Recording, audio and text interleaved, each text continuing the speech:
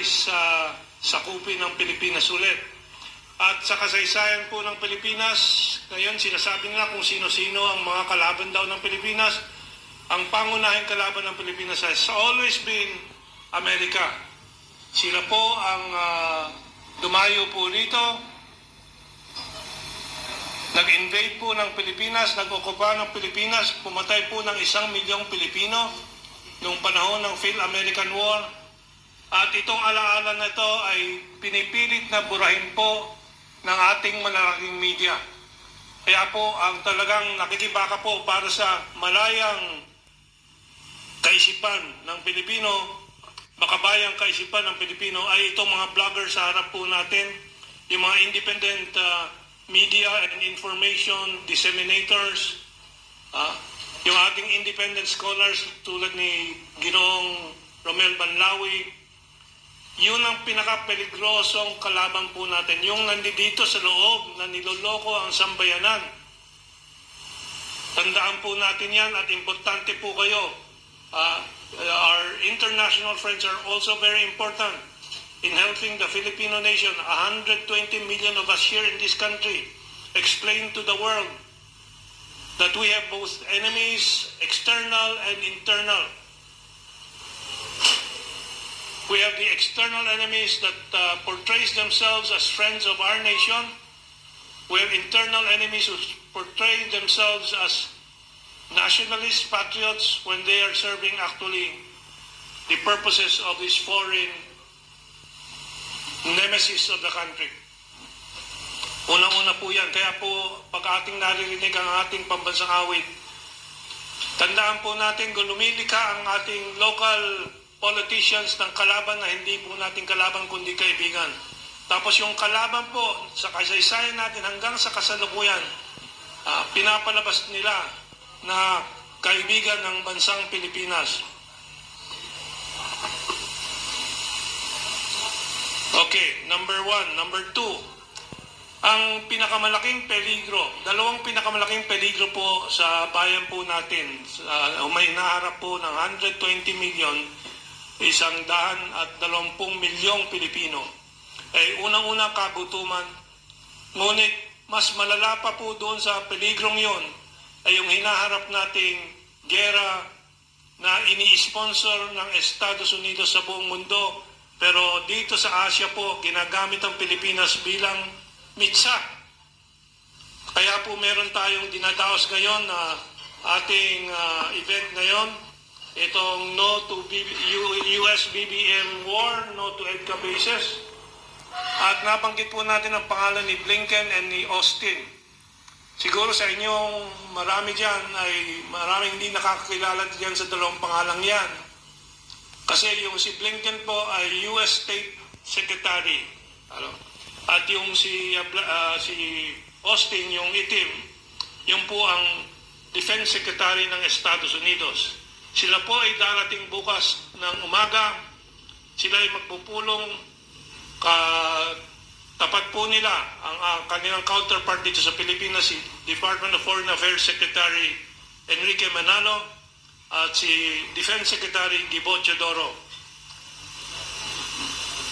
Sila ay puporma-porma na yung interest po ng Pilipinas ang kanilang babantayan. Ngunit ang totoo po, itong mga pangkat na to ay ilang taon na po na nag-uudyok ng gera sa bansang ito at sa Asia. Correct. Tayo nagsimula po nitong kilusan laban sa gera, or what I call in English, we are engaged in a war against war. Tayo ay nasa isang gera laban sa gera. Napakarami pong pwedeng talakayin tungkol dito sa paksang ito.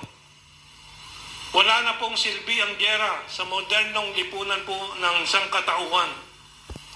Anumang pangailangan ng sangkatauhan, anong gutom ay kayang-kayang sagutin po ng siyensya o agham ng sangkatauhan. Wala na pong dahilan kung bakit magkaroon ng gera. Kaya po meron tayong mga gera po nung panahon ng mga tribo-tribo po tayo dahil maraming kamangmangan pa po. Bago po tayo nakadiskubre ng pagtatanim ng pagkain, agawan po ng mga bunga sa mga puno para pagkain, patayan, mga pagan na tribes. Natuto naman tayo ng agrikultura, nagtanim tayo ng palay, trigo, naging dahilan naman ng paggigera ay yung agawan ng lupain para makapagtanim para sa pagkain ng taong bayan. Eh ngayon po, pwede na pong magtanim, magpabunga ng mga pagkain sa mga buildings. Wala na pong dahilan na magpatayan para diyan sa mga pangangailangan ng taong bayan. Pero yung mga teknolohiyang yan ay pinipigilan ng mga may control ng teknolohiyang yan. Pangalawa, sa pamamagitan ng mga trade wars, gera, at ng itong magandang distribution ng pagkain, teknolohiya at kaalaman ay mapigilan. So, tayo ay ginagera po natin ang gera mismo. Hindi ang tao, hindi ang anumang bansa, ang gera mismo. Ayaw na natin sa gera. At yan po ang pumipigil sa ating bansa na umunlad.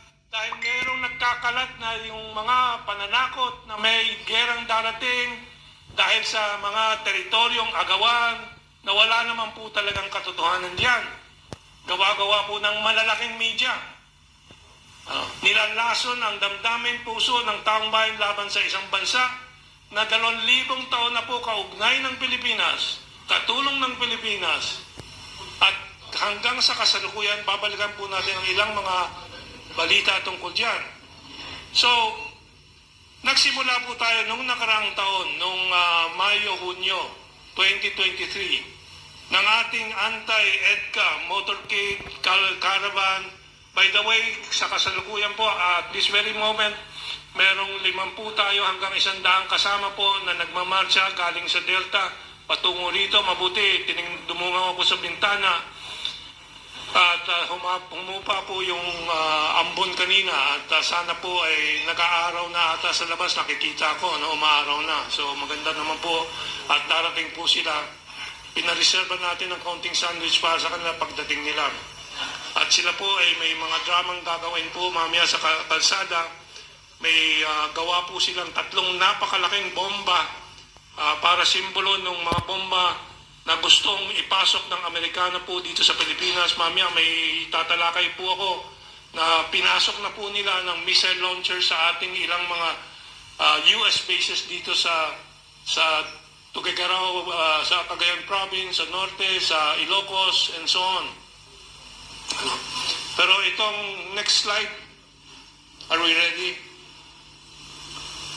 So nagkaroon po tayo ng anti-US BBM proxy war caravan nung nakaraang taon. 100 pong mga kasama po natin sumakay po sa mga spito, 8 mga sasakyan at isang malaking bus. At sila ay lumakbay mula Maynila. Dala-dala po ang slogans po natin laban sa gera, laban sa military bases na yan. Dumaan ng Bulacan, dumaan ng Nueva Ecija sa puntod po ni General Antonio Luna. Dumaan po ng Isabela sa simbahan na kung saan tinatag ang Aglipayan Church na independent church po ng Pilipinas, hanggang umabot po doon sa Tuguegarao City sa Cagayan Province.